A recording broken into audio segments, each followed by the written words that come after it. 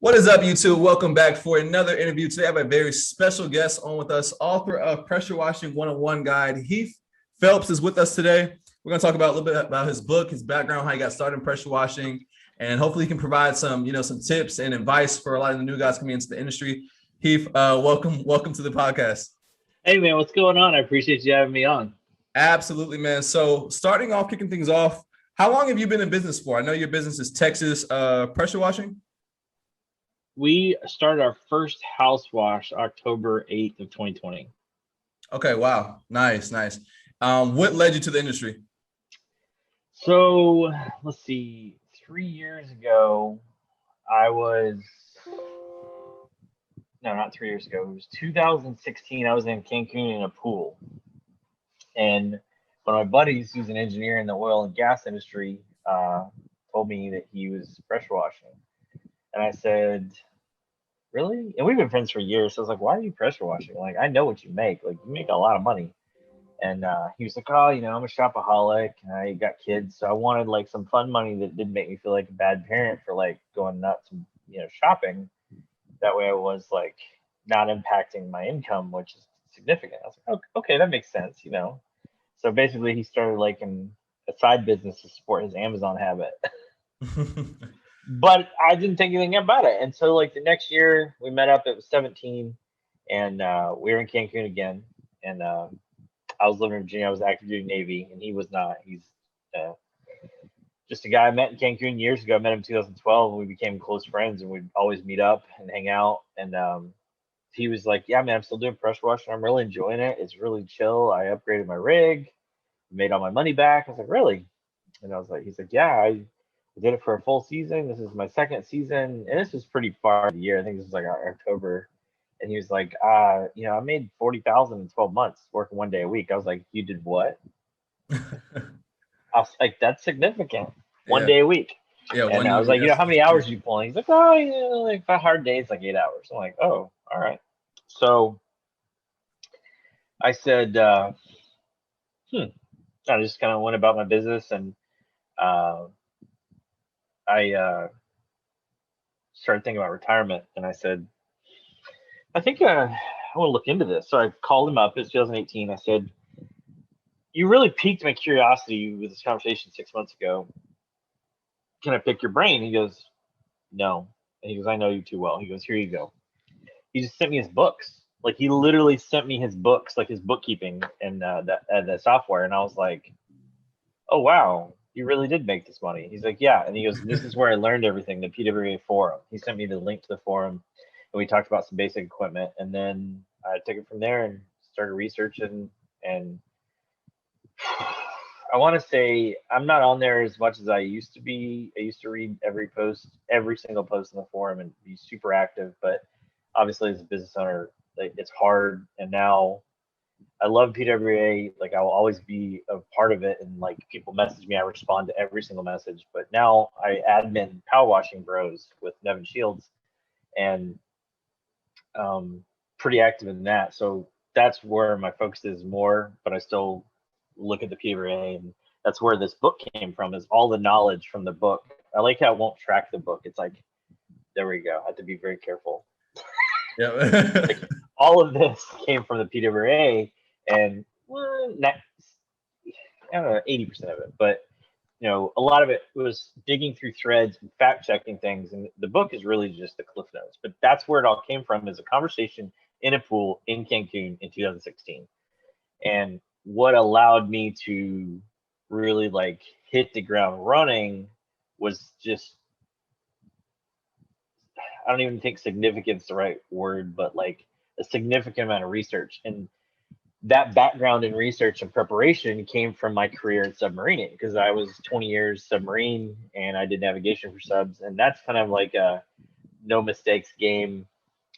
You got to bring your A game every single time. There's no mistakes. If you make a mistake, people die and or you're fired, like if you're not dead. So, I was an assistant navigator on 2 submarines. It was a pretty cool job. There's 350,000 people in the Navy. There's 30,000 submariners, and there's 165 people qualified to do what I did. Wow. So it was very specialized, and that really taught me that career taught me to focus and how to really like training in the subs. You have to train and qualify everything, every single thing as a qual card, like everything, sound silencing, all of it, like, your warfare pin, your dolphins. And that process was how I brought to the PWA. And this book is really, I didn't write a book. I took notes for my own benefit and to benefit my company. And a guy was learning at the same time, and he said, "Hey man, I know you've got good notes. Like, I've watched you, I've talked to you, like I know you got them." And I said, "Yeah, well, what's up?" And he goes, "Just send them to me." He's like, "You're so much better at this than I am. Like, I want to pick your brain by looking at your notes." And I was like, "Yeah, whatever you need, absolutely." So I said, "How do I send this to him?" I was like savvy enough that it's like, once it's out of the bag, it's like out of the bag. Like, anybody can copy and paste and say it's theirs. But I was like, okay, this is pretty in depth. Like, what should I do? So I published it as a Google Live document, which is nothing, but it has my name on it. And it's like, okay, and I went from there. And then he was like, "Hey, I need to share this. There's other guys learning." And I said, "Okay, sure." At that point, my dad had published a book and said, "Hey, just put that you copyrighted on it. Go get a copyright." I was like, "Okay." I'm not really copyrighting the information, just the book. And so that's where it kind of started. And then when I was asked to speak at a Washmart event in Kima in February of this year, it was in December I was asked, I was like, I guess I should really get my act together and hit publish on this thing. Because I was just like, I was in no hurry. But the book had taken off really from June until December as an internet thing, where people on Facebook were like, it was being shared, links were being posted, and I was watching the hit counter just go through the roof. Yeah. Off my website, because I put it on my website. And the traffic was just like not what a normal pressure washing site gets. So you could clearly see it was to the guide, because you can look at the page count. And Right. so that was just like this crazy adventure of, we laugh and laugh and laugh, because the gold bars were me going to the Fiverr designer. So I was like, I wasn't like, I'm not trying to be an author. I was just like, let me just publish this thing, because I was tired of people contacting me directly saying, "Hey, can I pay you for this?" And I was like, no, I don't want any money. And they just would not, like, they just would not take no for an answer. And I was like, okay, I guess I finally should put it on Amazon so I can get paid and not feel bad. But poor financial decision, because Amazon takes all your money. Yeah. But it makes it easily accessible for people. And my biggest thing with the book is, when somebody buys the paperback, I ask them to reach out to me, and I'll give them the PDF for free, so all the links work, because I wrote it as an ebook basically. Mm-hmm. So, and I'll tell you, the biggest problem I have as an author is there's 2 reviews on the book that are 3-star, and they're both like, well, one of them is like, I couldn't find the links and I don't know how to, and I'm like, well, I say in the book, like, email me. But they couldn't find it, and like, I don't have a way to contact them. And they said it's a 5-star book. I just couldn't figure out how to get the links. And like, I hate that, because like, I want everybody to get as much as they can out of it, and that's by having the links. So that's why if you buy the paperback, I send you the PDF for free, because I can't get Amazon to do it automatically. So, and Nice, love that. questions? So the book came out of your own need just for education and research, and you were a great note taker, and so people wanted to feed off of those amazing notes you put together, and you formed a great book. And have been able to help a lot of people get a better understanding about the pressure washing industry. So with you doing your research and getting started, what would you say, what was your biggest hurdle, or like things that maybe confused you when you first started? Comprehension. I mean, I think a lot of guys comprehension, because it's like, it's not, there's so much this industry that you're not even aware of. So it's like, finding out magic's real. You're like, wait, what?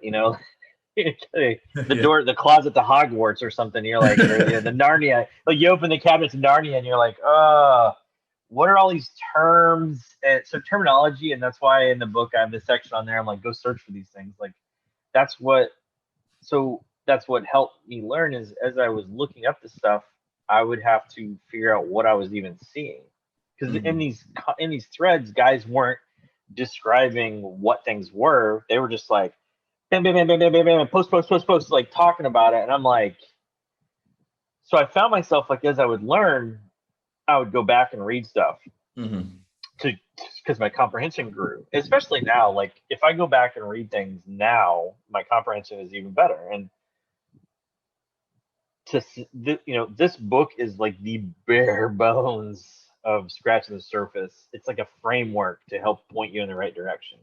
That's what I tell people in the excerpt and everything. It's like not a get rich book. It's not an end all be all for pressure washing.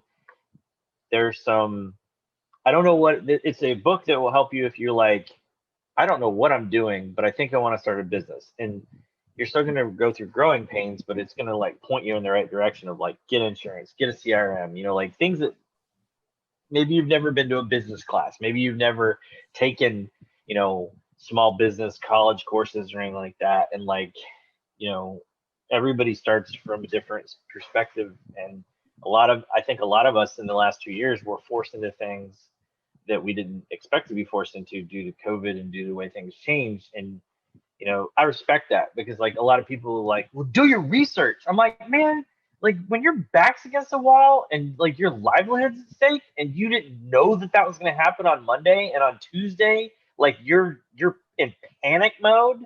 Yeah. And someone says, get a pressure washer, make some money. Like you're unrealistic. You have unrealistic expectations for that person to say, do your research. It's like, okay, like everybody would love to come into this with like just all the knowledge because it makes it easier. But like my big thing is like, I saw it in 20 years in the Navy. Everybody had different backgrounds. Everybody learned differently. Like everybody like approach things differently. Like I couldn't teach my sailors to navigate the same way. I mean, I had like the standard thing, but like I feel like bringing that like opinion on like when I'm dealing with people helps me stay sane and like dealing with so many people online because like that's your knee-jerk reaction is like read YouTube, Google, but like not everybody understands. And like I made a video today and this kid messaged me and he said, hey, a kid, I say he's a kid, he's younger than me, he's probably not that young, but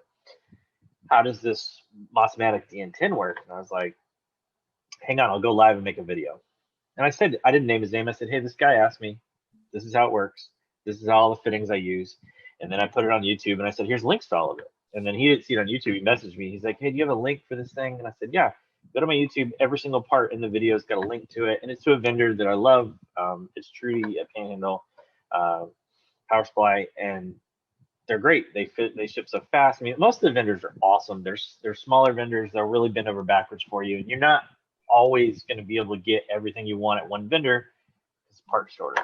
So that's why I try and help people like that and just kind of, I think you have to stay humble and realize that like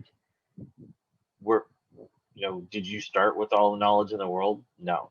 And like, it doesn't matter if you run 5 or 6 rigs and you're grossing over $1 million or what have you, and you've been doing this for 10 years. It's like, sometimes people's backs are against the wall and you can look down on them or you can offer them a hand up. Now, what they do with that hand up is up to them. But like, I'm a firm believer that like life is hard as hell. We don't need people running around making it harder. I agree. So with that being said, some people do start this business with their backs against the wall and they might not have the right research and stuff. The other thing I want to talk about that kind of correlates to that is what do you think what type of equipment or rigs do you think people should start off with when starting this business? Like what type of budget do you think someone should have bare minimum to start this business? There's opinions across the board from people who say, don't start this business unless you have 20,000. And you got people who say, a lot of people who start the business with, a 2.3 GP machine. Regardless, you have budgets of all ranges. I'm gonna ask you this first. What did you personally invest in your business when you started? And then tell me what you think would be the bare minimum if somebody wants to get started in this business. Our rig, man, I mean, because you get budgets and you blow over them. Our initial investment was $44,000. And that's not the truck. That's the marketing, the website. And we didn't market right out of the gate, but like we paid for door hangers. We paid for car magnets, and then we ended up wrapping the truck. The truck wrap was 1,800. You know, just all kinds of stuff. But so that rig sitting out there is probably I would say it's a $35,000 rig, or the truck that people see online, because we did get a good deal on the service body. It was a 2015, and it was a $14,000 truck, and there's probably $20,000 in equipment sitting on it, maybe a little more, between 35 and 40. But and the comments been made, that rig is what people end with, not what they start with. Now, we as a company, I say we because I have partners that guys that I spent my whole career with in the Navy, were like brothers. One guy I've known since 6th grade, actually. There's 4 of us in the company. So we sat down and I said, how are we going to do this? We said, let's go big or go home. And so chain of events, the reason that I'm like the only known person in the company is because one guy's retirement got pushed a little bit, and then another guy was a reservist and got deployed to Djibouti for 12 months, and then he got extended. So he got here like 2 weeks ago. So that's why everybody's seen me say now I'm running 2 rigs. Is I've got owners here now working. One finally got his retirement, and the other one got back from deployment safely. We're very thankful for that. And so A, I got my brothers back, and B, manpower, and now I've got owners stepping up and running rigs and leaning on my knowledge prior to washing in the last 9 months of washing, and that allowed us to expand. But so that being said, big time, you can go as big as you want. There's companies out there that'll build rigs just like mine for you. Washmart, Marco Ramondo at Washmart will take care of that. He'll do custom builds. You just got to talk to him. Like, they're flexible because right now you might not be able to buy everything from one vendor. So I know a guy that he's having his rig built there, but they didn't have everything, so he brought them the stuff they didn't have. He went and sourced it. So that's top end. I'd say that bottom end, when guys tell me that this is, I'm going to start with a 2.5 gallon per minute, and they're like, my budget is $300. I'm like, well, then okay, then that's what you're going to start with. That's fine. Go make some money. Go make $1,000, and immediately, as soon as you got $1,000, after you pay your bills. So maybe that 1,000 needs to actually be like 3,000. You got to pay your bills. You got to put food on the table. Whatever it takes to where you've got profit saved up, upgrade to a 4 gallon a minute. So that's what I start with. You start with what you start with, and if it's a 2.3, a 2.4, 2.5, a 3.5. Whatever. A guy today messaged me. He goes, "Found this 3 gallon a minute, 2,800 psi for $100. Runs great. What do you think?" And I was like, if that's what meets your budget, man, and that's what you want to do, then take that machine, take that $100, and go make $10,000 or whatever you want until your threshold is met.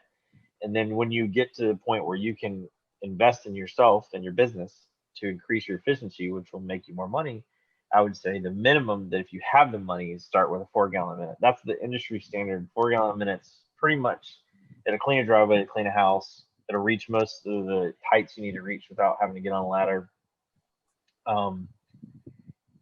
But when people reach that threshold of like, oh, I'm not quite limited by money, but I don't know what I want to do, that's when I'll say, well, here's the real question.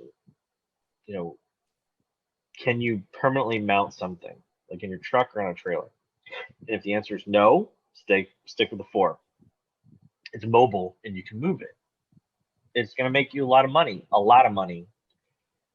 Are you going to be able to do 5 houses a day with a 4 gallon a minute? Not unless they're like vinyl ranchers that you just spray and splash and dash, but it's possible. You get your efficiency built and up, and your goal should be you push the limits of your equipment. Are you going to push the limits of any of your equipment right away? Probably not. I'm not. Like, if you give me a 10 gallon a minute machine, I'm going to have to learn it. I'm going to have to adjust my process to use it. So I'd say that anybody looking to start, if that's the situation you're in and you need to buy a 2.5 gallon a minute, do it and start making money immediately and sell your services. And people will respect your hard work and your honesty. And honestly, no one's going to be like, man, he's out there working his butt off and it's taking forever. They're going to feel like they got paid. I have customers that are like, you just cleaned my entire house and pool deck in 45 minutes and it was $700. I'm like, yeah, and I also got a $50,000 rig sitting in your driveway and a crew of 4. What do you want? And they're like, okay. So I don't like, you're not gonna have to explain that. Like, whereas I have to be like, "Are you happy?" And they're like, "Well, you rocked it." I'm like, "Cause you paid for the best." And they're like, "Oh, okay."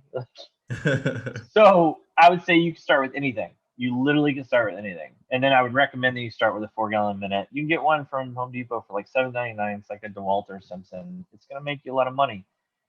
They're direct drives. Sometimes they die soon. Okay. I mean, that happens. Like anything happens. I've already replaced the packing in a pump, and I replaced hoses and fittings out the wazoo. Like we don't talk about that, but like you will spend money to keep your stuff running, especially if you're running. The harder you run it, the faster you will go through stuff. So, but if you could permanently mount something and you got a little more budget, that's where I always push that budget build. That budget build came from me sitting down face to face with a guy. His name's Johnny. He runs a landscaping business in San Antonio. And he's like, I really want to add this to my stable of options to offer customers, maybe even transition into it. And he came down and he worked with me. And I let anybody, anytime, come down and hang out with me. I can't teach you how to run this business or be a pressure washer in a day or 3 days. What I can do is show you hands-on how I clean a house, how I clean a driveway, how I clean a roof. I also can show you the difference in equipment. I can show you an air-powered roof system. I can show you a 5.5 gallon a minute system. I can show you an 8. Now I can show you a 6.8 budget build. I can also show you a Comet P40. So like I varied my rig. My second one, I was curious about the budget build that I put together with this guy, and I've been showing so many people, and then that turned into a plumbing video and like how to assemble it, because again, you know, people don't always have all the experience of other people. Here's a good example. My best friend, co-owner, this guy is like a mechanical genius. There's nothing he can't do with mechanical stuff. We had a pump show signs of leaking and just had the packing replaced. Went to a shop, they NASCAR pulled it off. He drove home and we were going to put the new pump on. I'm like, where's the keyway to the engine? He goes, the what?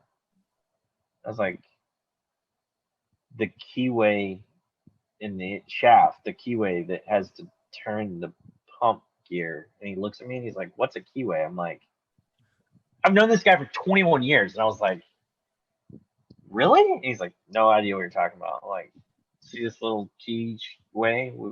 So we had to go buy one.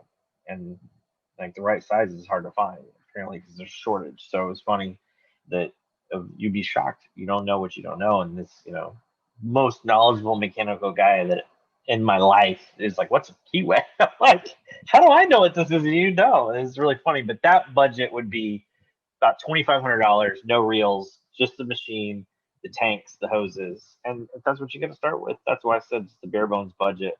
So I think there's levels for everybody. There's the $300 pressure washer, the used $100 pressure washer, whatever it takes. I don't care what you start with. You know what I'm saying? Like, you don't have to have a big bad rig to be a good businessman, to be someone that will do a good job and to show up and care about somebody's property and to be honest and to do the right thing and like deliver quality work and make our industry look good. It doesn't take a fancy rig. So I would firmly disagree with anybody that says you got to start with this or that. You got to start with the cards you're dealt with. Right. So, I 100% agree with that. That's kind of what I preach on my channel, and people come seeing like, how I've upgraded my equipment over time. So I kind of explain why I'm doing it. And each time I upgrade my equipment, like going from a 2.3 to a 4 to now I have a 8 GPM, like Honda GX 690. And I love it. Like it's a great machine. Like, I'm working faster, getting done with the day earlier. It's just less headache, just more reliability in your equipment. So I tell guys, as I upgrade, I get back feedback, as to why, I'm doing it. And end of the day, like if you're going to be in business, you're going to take it seriously. You absolutely should reinvest back into your business. So when you haven't been doing this like, too long. There's some guys who've been in the industry for a very long time. But so being a new business, especially starting up in 2020 during COVID, what did you do to get your business off the ground and get your first customer to separate yourself? I'm sure you already had some existing competition. How did you, stand out? Like, what was your game plan? The truck was the truck was a Pontiac game breaking performance for those old college football game players. I remember there was NCAA and then there was game breakers, and that's what when somebody would do something, they'd be like, that's a Pontiac game changing performance. So the truck was a deal like just a leveled the playing field. It made us look legit. Make it till you make it. So that's part of why we did the truck, is like we can do it. We didn't really feel like we weren't going to succeed, you know, and that's why I tell people, I'm like, you're either about it or you're not. Like, man, do I have doubts? Sure. I don't spend a whole lot of time taking counsel of my fears or my doubts. I'm a normal guy like everybody else. I have those moments where I thought, are we going to do this? That was before we started doing it. So we built the truck, and it took me 2 months because I expected to have help and I didn't. And then it was just Mindy and I building the truck, and I'm figuring this stuff out as I'm building the truck.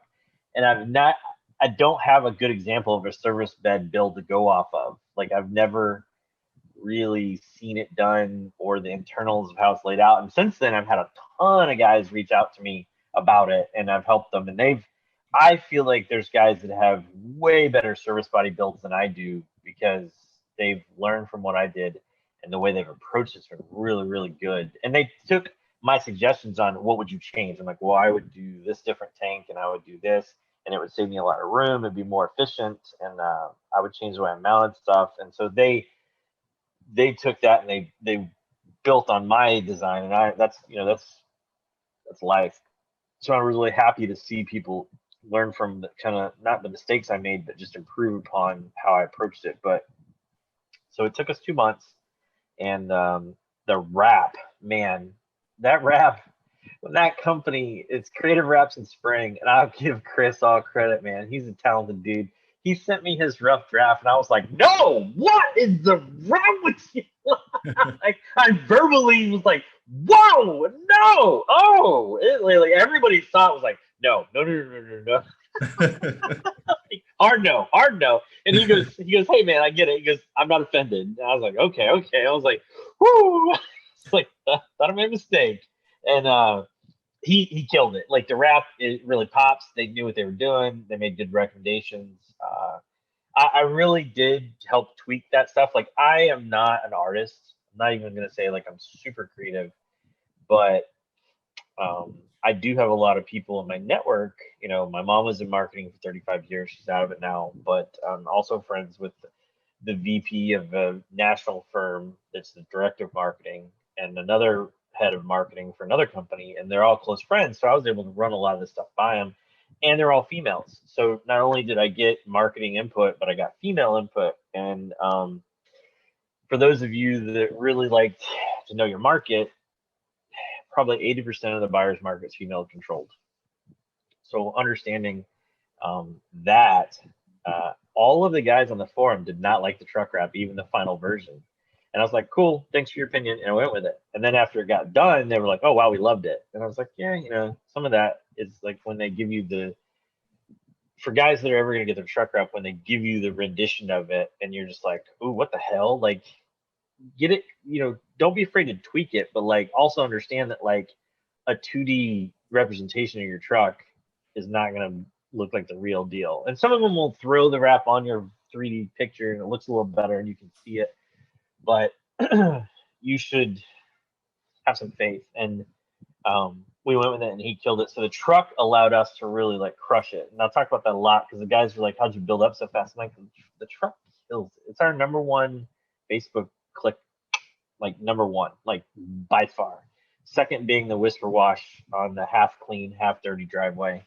And the yellow Whisper Wash Classic really pops. So I always tell guys, I'm like, I recommend it. The BE one, same thing. It's the yellow BE pops, like it looks really good.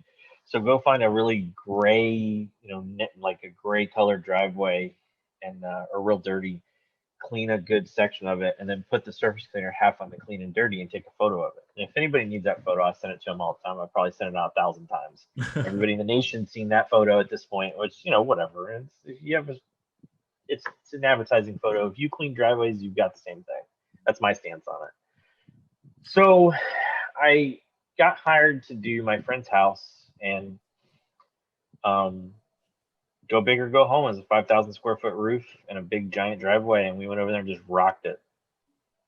And that was our very first day. And it was a very good, door opening to why you carry safety gear on the truck. We were wearing safety goggles. I was wearing a respirator. I was spraying the roof.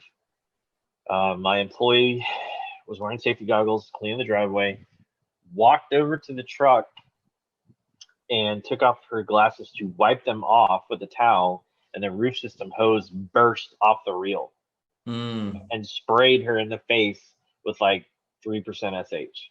Oh man. So luckily I was coming around the corner, saw her like dousing herself with a water bottle, went over, shut the compressor off, killed it so it would stop spraying SH everywhere. Went over to her, grabbed the eye wash kit that we kept on the truck. So I tell everybody, like, keep an eye wash kit. Like, bleach in your eyes is bad. And if you're solo, you're not going to drive yourself all the way to the eye doctor with bleach in your eyes. Like, you need to get it out so you can go get checked out. But, even if you get hit with strong bleach, I've been sprayed in the eye with 6% by an intern. That sucked, but the eye wash kit prevented me from having any damage. And same with her. We put the eye wash, I had to rinse her eye out with the eye wash kit 3 times. And then I said, how are you feeling? She was pretty shaken up. This is day 1 on the job. And so it was my friend. My friend is like friends with both of us. So she's like, oh my God, are you okay? And I'm like, yeah, let me let her sit down. I'll get all the hoses rolled up. So I got the truck all packed up and I drove her to the eye doctor right around the corner. Or as an optometrist, it wasn't an eye doctor. And they said, yeah, we'll see you right away. No questions asked. And so they took her in and they were like, what about insurance? What about this? I was like, I don't care. I want her seen right now. Here's my credit card. Do it. No questions asked. Don't care what the price is. And it was like $140. But I was like, I don't even want to wait I don't want her to out here like, one-eyed pirate trying to do insurance. I was like, just go. Yeah. And then they came out and they're like, she's totally fine. And the doctor came and talked to me. He's like, you're a good employer. The fact that you have the eye wash kit was crushed it. So we went back the next day. We finished the house, and it turned out great. And while we were there, we got hired by the neighbor to do their roof, and another neighbor to do their roof, their house, their driveway, like the whole deal. That was nerve-wracking because that third house we got hired to do he had just had $40,000 in landscaping done. Oof. And he wanted a roof cleaned, and I was like, oh my gosh, I'm gonna kill all his stuff. Oh yeah. But we went like hard in the yard. We like bagged all the gutters and we used gypsum pellets and we just did everything we could to like keep and he was happy. And then really when we started, it was push your brand, like really grind on it. So we would go door knock. I'm like, hey, we'll wash your driveway for $150. And they were like, no. I'm like, 100. Some people were like, okay, fine. I'm talking like a 4-car driveway, maybe a 2-car driveway, but even a 4-car, I was like, whatever. Or people will be like, no, not interested. And I'm like, what if I clean it for a review? And they're like, now you're talking. That's my price. That's right up my alley. And so we did, I don't know, like maybe 10 or 15 jobs in the very, very beginning where we would do them for review. And then they would be like, oh, no, you killed it. This is amazing. Let me pay you to. I'm like, okay, whatever. I'll take $50. I'll take $100. It's like we were just trying to figure it out. We weren't doing any advertising. So this was October. And then people were seeing us working and coming up hiring us while we're working. So that's why I always tell guys, roll your hoses out. I had a friend of mine, he had a really nice rig. He had a $20,000 rig. He had some medical problems. And we didn't know each other. And he reached out to me and he's like, I'm really dejected. I'm getting back in the game and I'm not getting any business. I don't know what to do. And I was like, well, get out there and watch something for free. He's like, I can't afford to do that. And I was like, wrong. You can't afford to sit on your couch and take an L. Yeah. And he was like, okay, you're right. And he had this lady that she was getting HOA ate up over her driveway. And I said, dude, just go wash your house for a Google review. And he's like, you're right. Or driveway. He said, I'm going to do it. He calls me back the next day. He's like, I'm so happy I listened to you. And I was like, why is that? And he's like, I went and washed her driveway. She was so ecstatic. She gave me a Google review. And then she paid me my asking price. And I was like, that's awesome. And he's like, yeah. And he's like, I just needed to get out of my own head and get out there and do it. And I was like, look, man, I'm not saying you should give away your services free. Guys are all say don't do stuff for free. But when you're starting, you need social media content. You need, experience, and you need advertising. Working is free advertising. You out there with a rig, whatever it is, you're going to show people that you're doing something either they don't want to do or they don't know how to do, or you're doing it better than they could do it. And that's what they're paying for. They're paying for your knowledge and your skill and your time. One of those things, or all of them. And eventually you'll be so fast, like you said, you upgrade to an 8, like you'll be so fast that people are like, you're done? Yeah. I'm the best. Yeah. Of course I'm It's done. almost, sometimes it's funny about this business is that, we have the ability to, upsell somebody on the sidewalk that we might charge $40 for a small, very small sidewalk that takes us 2 minutes to clean. Yeah. I'm like, somebody wants a patio, and I'm like, my companies, they're like, you charge high, but then you'll throw these patios on for nothing. I'm like, 'cause I just don't care.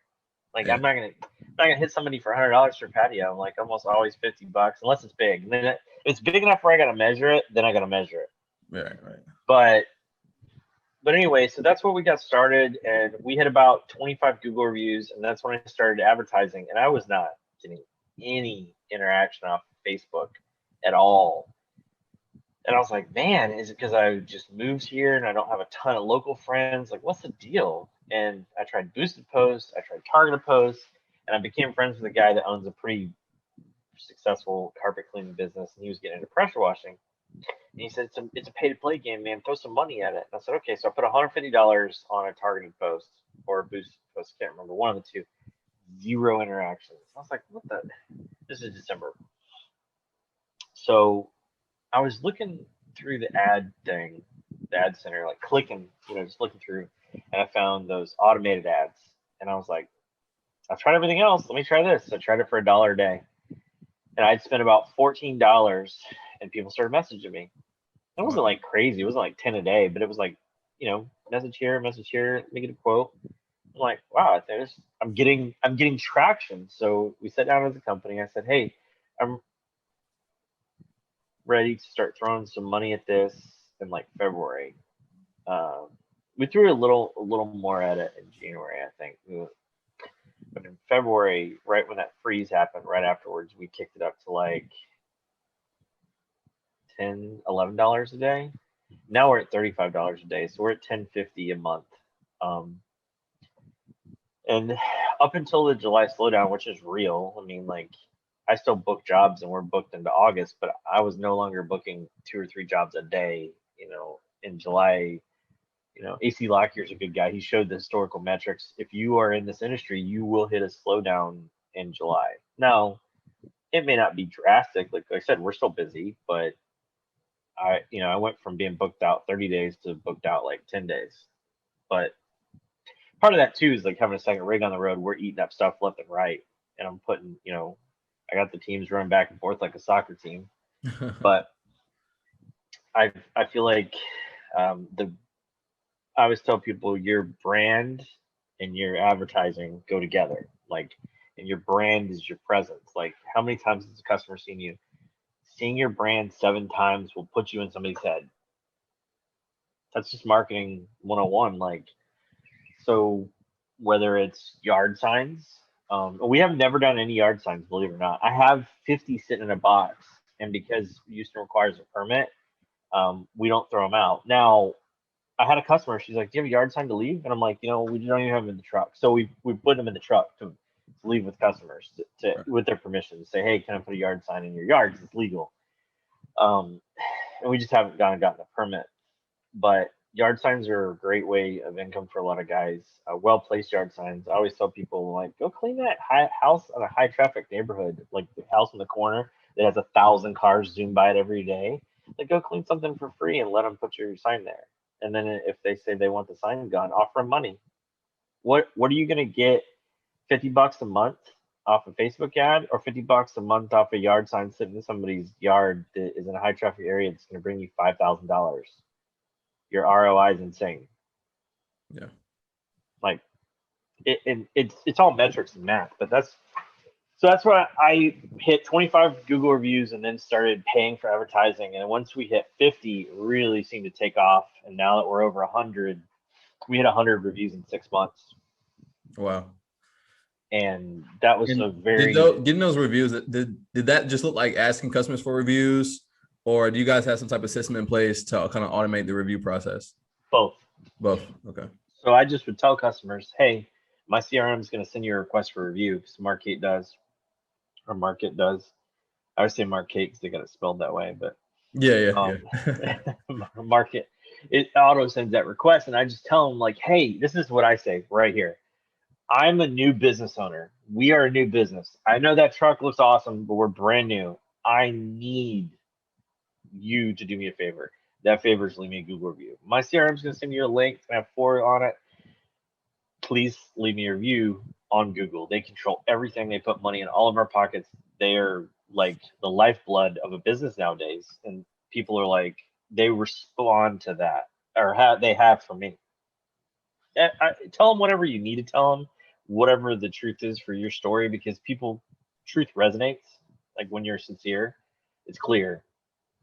That's the truth. Like I have employees, they depend on me, and like I don't take L's and I don't fail. So it's like, you know, it just burns me up to like that I have to succeed. So I think that conveys well. Like when I tell somebody like I need these reviews to be a successful business. We started this business to help people. I want to get bigger. I want to hire more employees so I can pay them a livable wage. People are like, sign me up. Now, not everybody's going to leave a review, even the people that tell you they will. The beauty of it is you can go back and market and you can send the review request again.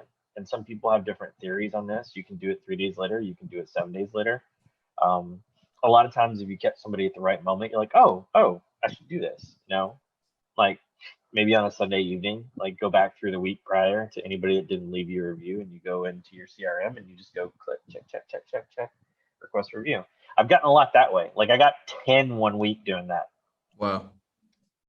So I feel like that you do that. Another way to do that, and I've heard this is a thing to do from asking for a friend, is that you can offer discounts on services. Say, hey, I'm here right now and I'll give you $20 off if you leave me a review, but you got to do it before I leave. I've heard that that's something you can do. Be careful about putting that in writing. It's against terms and policy. I still want to see people are like, discount for review. I'm like, wave off. Like, maybe don't do that. And I've learned this tips and tricks from other companies was like, hey, I've done it. Like I got challenged by the moderators of Power Wash Bros internally. We had a race to see who could hit our Google reviews first. And I was like at 55 when someone threw the gauntlet down. And I was like, oh, really? Okay, bet. Because like I said, I'm a hyper competitive dude, but no one sees that because like I view the pressure washing community like we're one team, like we're on the same team. You guys are my team, like we're peers. That's why dudes will message me out of the blue. I'm like, yeah, whatever I can do to help you. Unless I'm in the middle of a job, I'll tell you straight up, hey, I'm in the middle of a job. I can't stop what I'm doing right now, but I'll hit you back. And if you hit me back that evening and I haven't hit you back, I'll tell you, hey, what's up? And like it's a rarity for me to just have to push you off completely for the day. The trailer build, that marathon build, guys are hitting me up. I'm like, I can't talk right now. I'm sorry. Like I've got to get this out the door. But that's my thing is like just push for those reviews. They matter. They're super important. Super, super important. They make your company look legit. If you're washing in an area that you're from or that you know people, you should take the time to reach out to them and say, do you have anything I can clean? Hear me out. I just want to come clean your front stoop, your sidewalk, whatever, driveway, curb. I don't care. Mailbox, front of the house, side of the house, back patio, whatever, front of the fence, doesn't matter, for review. Like everybody wants to say they're your friend, and if they're your family, then hit them up. But like you offer value for that because no one wants to leave a review. It's a hassle. But like if someone says they're gonna ride with you, well, guess what? It's time to saddle up. Yeah. And that's what I did. Like I reached out to because like I was new here, so I didn't grow up here. I grew up North Boston. I'd spent 20 years out of Texas, and I moved here, but I did have friends here. I had friends from all over that moved here. So I went all over Houston, like doing small free stuff for friends. And they would be like ecstatic about it. And then they would tell their friends about it. And so, but that would be like, yeah, I'll come clean your patio. And they would leave me a review. Like, I don't care. Like, I'll do whatever it takes. So, you should, as a business owner look at it like it's not a waste of time. You're not giving away your services. You are investing in your brand, is how I look at it. So 10 reviews, I feel like is like the bottom barrel of like I'll even look at somebody on Google unless I have no choice. But if you have 10 reviews, I'll consider you. If you have 20 to 30 reviews, I'm like, okay, they're doing something. And if you got 50 reviews or 100 reviews, I'm like, that's what Creative Wraps. They had 56 5-star reviews, and I was like, they smoke all these other companies. And I researched the other companies, but the reviews are what drove me back. It's the same thing. Like if you're in your area and you're in a competitive area, and I am in a competitive area. Houston is the third or fourth largest city in the world, in the nation, depending on how you look at the demographics and what they're measuring it by. There's a lot of very successful companies here, and I think I'm the third highest ranked in Houston right now. Wow. But that was like a mission to do that. Right. Not to say I'm the third most successful. I am not probably in the top 50, 100. But like I focused on Google reviews that help bring me business. So that's what I would tell people is like, be very careful throwing money at advertising out of the gate when you don't have any brand awareness. Right. If you're advertising with 0 Google reviews, it's gonna get hard. It's gonna be hard to get that to stick. That's my personal opinion. I'm not a marketing guru, but I really, if I feel for guys that are like, I'm not getting any results. I've spent $500. I'm like, what are your Google reviews at? 0? And like, what's the weak point in your strategy? So I would say that's why we didn't spend any money on advertising. We just hustled like I was door knocking. Yeah. So that's what I would do. The truck helped. Big bad 800-pound gorilla behind me looked bad as hell. That people were like, okay, we're in. But that's kind of my thought process is like, get your brand built up. But you should be able to do that quickly. Like it shouldn't take you. You should be able to get like 5 or 10 reviews from like friends and family members by going around in a whole 3-day weekend, like Friday, Saturday, Sunday, and like just doing work for them. Wow. You may be smoked by Sunday night, but like you can do a lot of little jobs in a weekend. Yeah. All right, guys, let's pause right there just to recap on what he said. Some essential things is one, be willing to work for free. Like, a lot of guys know that pride, you invest a lot of money in your business. You don't want to work for free. And also, you might have some bills that need to be paid this weekend. But I think going into with that service mindset to go out and serve people, that you end up getting that return. You might go out there to work for free. And like you said, you might have offered to work for free, done the work for free, and at the end, they're like, you know what, we're gonna pay you. And it's like, the blessing might come in just like, okay, you went and served for free. You've already, made up your mind that, whether you get paid for this or not, you're doing it just for review. And so you might end up getting paid. And then along with that, the people who are watching you do the work, they don't know you're working for free. So, you go out and do somebody's house for free. And like, it's a Saturday, people doing yard work and the curious neighbors, they come, hey, come give me a quote. Happens all the time. So I do definitely agree with that. Like if you're not busy, get out there and just start working because there's always nosy neighbors. And nosy neighbors will come and ask for a card, want a quote. Hey, you can come look at my house when you're done, and boom, now you've got more business, and that might be the little boost you need, to get going, and that might drive the momentum to keep your business afloat. So that was some great advice, and then just build up reviews. So as many reviews as possible. And I will touch on what he said is about like when you spend money on advertising, you don't have reviews. It's like bringing someone to the gate, but you have actually no plan on how to like actually sell them. It's like, okay, I got your attention, but you can't keep it.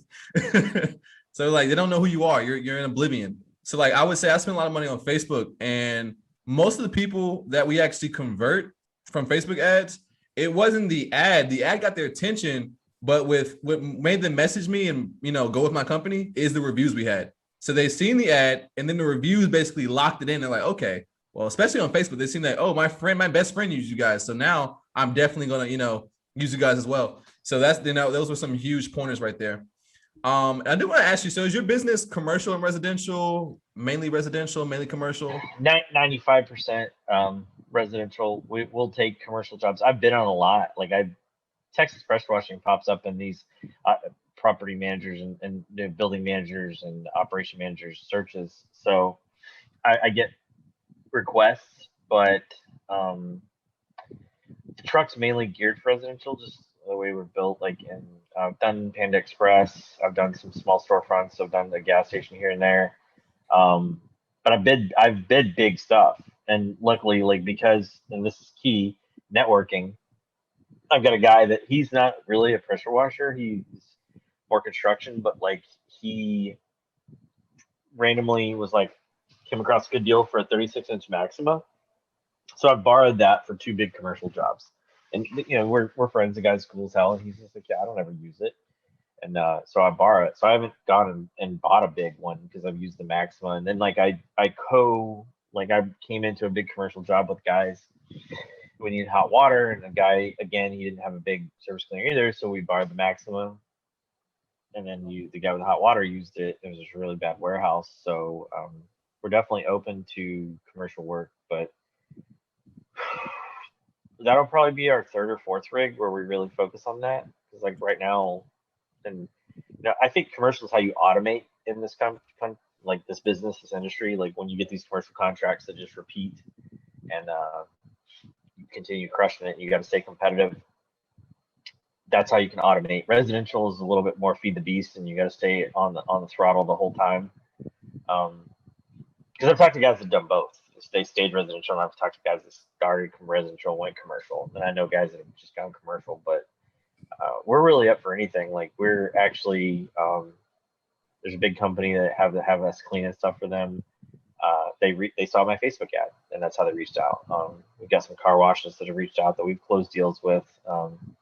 Which was interesting because that's, again, like knowledge. Like I've never cleaned a car wash, so before I even quoted them, I had to go look up the chemicals and the process and how to clean it to assess that I could do the job, because I'm not going to take a job I can't deliver on. Because if I can't deliver, I'm not going to charge you. Right. So, we're starting to get a little more commercial, but that's just, I think, for being established. Like you become an option. When they look at you and they, like you said, they see your Facebook ad, they go look at your Google stuff, and they're like, oh wow, okay, this company's killing it. Like they're legit. And then sometimes they're just using you to throw your ring in the hat. They know who they want to go with. And sometimes like you can be the dark horse that like, beats everybody out. But what I'll say about commercial is like, do not underbid commercial. Like residential can be a bidding thing, but like commercial, like if you bid pennies on the dollar, you'll put yourself in a bad situation where you can't finish the job, or it's overwhelming, or it puts you where you're not making enough money per day. You get these dollar signs in your eyes, and you're like, oh my gosh, like this contract could be thousands, and in reality, it should be tens of thousands, because, it's like, it's a significant undertaking. I've seen that firsthand. Bid on a commercial contract for pretty competitive bid, what I thought at like 5,000, and or was it? I don't know. Whatever I did, the guy came in below me, was 50% below me, and I was below the company above me. Wow. And that's just because I knew the guy, and he was like, "Did you bid on this? Like I saw your truck." I was like, "Yeah." He's like, "Oh, me too." And we were cool. He was like, "What'd you bid?" And I told him. He's like, "Okay, that's I get it. Like you can do it for that price, but I'm not rolling a rig out there for less than X." Like he was over double my price, almost triple. Wow. But he's like, I'm not offended because like he's like, I was super high. He's like, I kind of have a low end on what we can bid on in my company. And he's like, this, I get it. Like you're one rig show, and like you can go out there and like that's good money for you to do it for like a day or two. Like you're gonna crush it. And that meets your metrics. Like I get it. And this other company came in and bid half of it. And I reached out to him. I was like, I was pretty much as low as I feel like I could go, and we're in the same boat. Like, what are you thinking? And he was like, "Oh, it's fine. I'm gonna rock it." And then I was like, "Well, how are you gonna clean it? Like, you didn't have a roof system, and it was stucco." I'm like, And he was like, "I'm gonna pump spray it." I'm like, "Oh, Jesus, this is some giant building, bro." So I just told the guy, I was like, "One, FYI, you underbid the hell out of this. Two, if you get in trouble, call me. I'll help you. It ain't gonna be free, but I'll help you." Yeah. And so that's why I tell people commercials, like it's a little different ball game. Like you can lose your butt on residential, and it's just like it's over that afternoon and you're done. Yeah. But if you get into a big commercial deal, it can really screw you, because like you're stuck, you're tethered, and then you don't want your name out there in the commercial world that you didn't deliver or you sucked. Right. So that leads me to another question. I don't want to take up too much more of your time, but so with the bidding wars and every company isn't made equal. So with a lot of like your residential, your consumer market, a lot of times these customers, they don't understand and know the value between one company versus the other. How do you separate yourself and how do you help the customer make an informed buying decision? Because a lot of times what gets happen, especially as the market becomes saturated and you have more and more guys popping up just buying pressure washers really quickly because they see the hype and the money that can be made. So they go out, they're way underbidding. And the customers, they don't know, okay, so you have company over here who has 100 Google reviews, and you have this guy over here might not have that many reviews, but the price that he's coming in at sounds very the customer likes it. It's it's a lot lower than what you came in at. And so they're just thinking, okay, you guys both pressure wash. I'm gonna go with this guy. He's at half your price. And then that they hire the cheaper guy, he does the work, but now they have lines in their driveway and they have oxidation on their siding. And now the customer's like, yo, what did I just do? And like, oh, is this everybody? Like, how do you separate yourself and educate the customer on, You said it right there. Yeah. Education. That's it. Like, I've had customers that were like, well, the last guy blew out more out of our bricks. I'm like, yeah, I'm not putting pressure on that. You got damage. I'm not going to put pressure on it. And I can clean this without putting pressure on it. So that you run into a lot of that where guys that haven't caught on to stop washing, they're throwing turbos on vinyl, throwing turbos on hardy plank, tuning it up, or green tips or yellow tips or whatever. And like, that's education, just educating the customer. And I feel like you are conveying your value when you're educating the customer.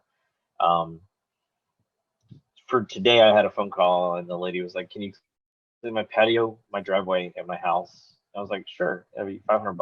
And she was like, ooh, I can't do that. And I was like, okay. And I don't know why. Normally I don't ask, but today I was like, just out of curiosity, like, what kind of budget are you working with? So maybe I can refer you to somebody, because like I'm on the high end for stuff. Right. And it wasn't a big driveway, but I was just like, maybe I can refer you to somebody. And she goes, $200. I was like, well, I don't know that I know anybody that will do all that for $200. She goes, I know. I know. And I could tell there was like a story here. And she's like, I'm just going to call my brother. He's just too busy to help me, but I need his help. And I was like, well, what do you need help with? She's like, I don't even know how to start this stupid pressure washer. And I was like, okay. And I said, I'll make you a deal. I'll come to your driveway for $200 and I will show you how to clean your house without damaging it, if that's what you're trying to do, is save money. And she's like, no, I'll figure it out. I said, okay, let me walk you through how to start your pressure washer and how to not ruin it. And I explained to her, like, it's a direct drive. You need to keep the trigger on. Don't like lay it down running. Don't burn it up. And she was like, you're amazing. And I was like, it's fine. I understand everybody's got different budgets and everybody needs different levels of help and whatever. I said, if you have any questions, call me back. She's like, seriously? I was like, yeah. I was like, it's fine. Because, it doesn't have to be my customer for me to help them in the right direction, And the gist of this story was, like, she was getting divorced. And so it's these huge life changes. And there's no longer this partner that did that kind of thing in her life. And like, also divorce is costly and besides emotionally damaging. So I'm sure it affected her budget for various reasons. But that's why I was just like, well, how can I help you? Because like, that's what I'm here to do, is help people. So I would say that, like, communicating to the customer that it's not necessarily about the money. It's about, like, I'm going to give you the best possible service I can, regardless of what you're paying for. And if you convey that, then you will win jobs over people that bid cheaper, because their bid is coming in on price, but your bid is coming in on the value you're providing, which you're communicating by education. Like, you're educating the customer on how you're going to take care of their property, because their home is a valuable piece of property or valuable thing. And like, if you communicate clearly that you're going to take care of their most, not necessarily everybody, but in general, their most valuable thing is their home, and that you're going to do a good job to take care of it, you're going to win bids. So I feel like that's how I approach it. Do I win every bid? I do not. My goal is to win about 60% of them, and I would say that we're still we're right around there. I'd say in July we might have been dipped below. We didn't win as many, and like it got slow, and I didn't lower our prices. I kind of like I stuck to my guns and stayed with what we were always at pricing wise, and so we didn't win as many bids in July. But you know, there's a whole I felt like a whole lot of tire kickers, which is fine too. You know, like there's not a bad thing in that. Like if my prices are high and somebody's winning a bid just slightly below me, that means their prices are healthy too. You know, so I feel like that you see these new guys come in the industry. You mentioned it earlier. I don't have a problem with $99 guys. The only thing I want to educate the $99 guy is that he can charge more for his time. I'm doing it, so you should too. Um, you should charge enough that you can pay for your insurance and pay for your gas, and you make good money, even if you're a solo operator. Like the more money you put in your pocket, you know, the better off that you are. And like you can take time off, you can spend time with your wife and your kids, you can go on vacation, like you can maintain your rig, you can upgrade it. Like all those things come by learning your pricing structure, which is why I you don't even need to buy my book to see my pricing structure. It's on my blog. Like I have my baseline pricing structure out there. I'll send it to anybody anytime. I'll post it on any group because it's just a baseline. I feel like guys up north have a smaller season and they can charge a whole lot more, but guys down south, like it's proof that you can charge what I charge in Texas and stay busy. Florida, I feel like is very competitive, but I know guys that charge very well in Florida too. Again, by selling their value with education, they're like educating the customer on the value they bring, and that is on you to figure out how you can communicate that. And I've had guys come over and talk business with me, and they got to see it firsthand. Like I got a call, and they watched me like start to finish close the whole thing online. Like I said, oh, let me flip your house. I looked it up and I talked to them about it, and you know, people are just like, wow, you give me a price that fast? I'm like, if I can, if I've got a good view with Google Earth and Google Maps and Google Street View, you can get a lot of data. And I'll look at Zillow, and I'm pretty fast at all of it. So I can usually wrap that up in like about 60 seconds. Unless Did it's like did your price ever have to change if you quote it online and get there in person and see that it has like specialty things that you didn't expect to come across? not unless they want to add on. I just my price is my price, and unless there's something like I just can't clean because I'm gonna ruin it, then you know, no, I've never had to change my price for anything like that. I'd say that only two jobs come to mind where I felt like I underbid. One of them I quoted in person, and it just kicked my butt. I just underbid it, and it kicked my butt. It was a good lesson learned. And another one was a vinyl fence we cleaned, and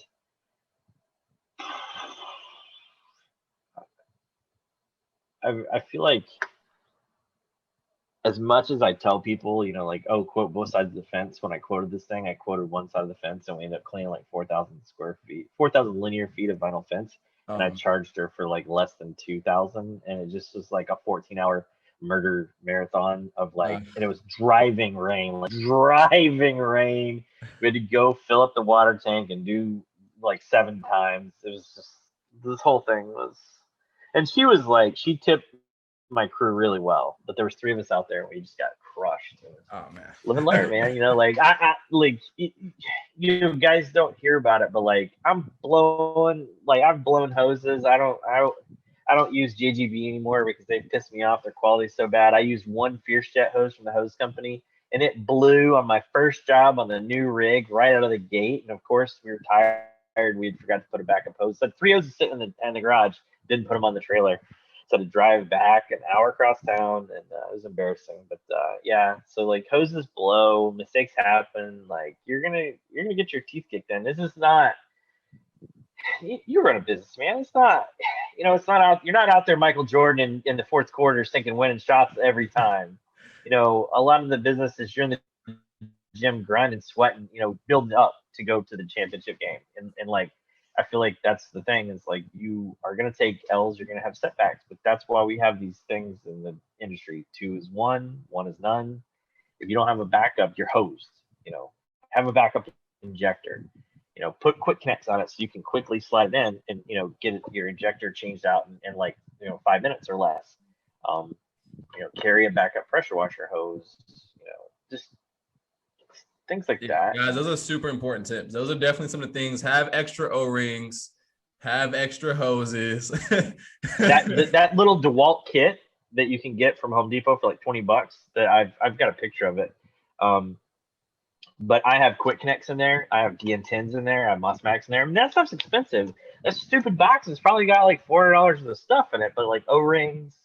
I have a little tool bag in the truck with kits, and then we had to like, duplicate all this for the other rig, and that's the stuff that Nickel and dime you. But you know what I appreciated most about this interview is like I don't feel like I'm like all that good at interviews and stuff. I feel like my curiosity carries me through a lot of them. I really appreciate the skill that you conducted this interview with. Like you've obviously been doing this for a while. Like you're really either you've been doing this for a while or you're talented.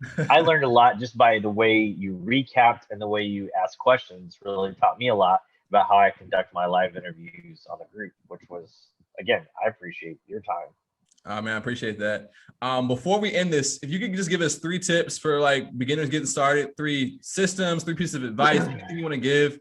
Heck, if it's even a book you want to recommend them or anything, a place to go to get more education, 3 top things you recommend to new guys. And then, you know, just tell us where we can get your book and where we can follow you at, whether it's YouTube, social media, website. Yeah, so on YouTube, we're Texas Pressure Washing. So you see this little logo, and a lot of the live interviews I conduct on Power Washing Bros on there.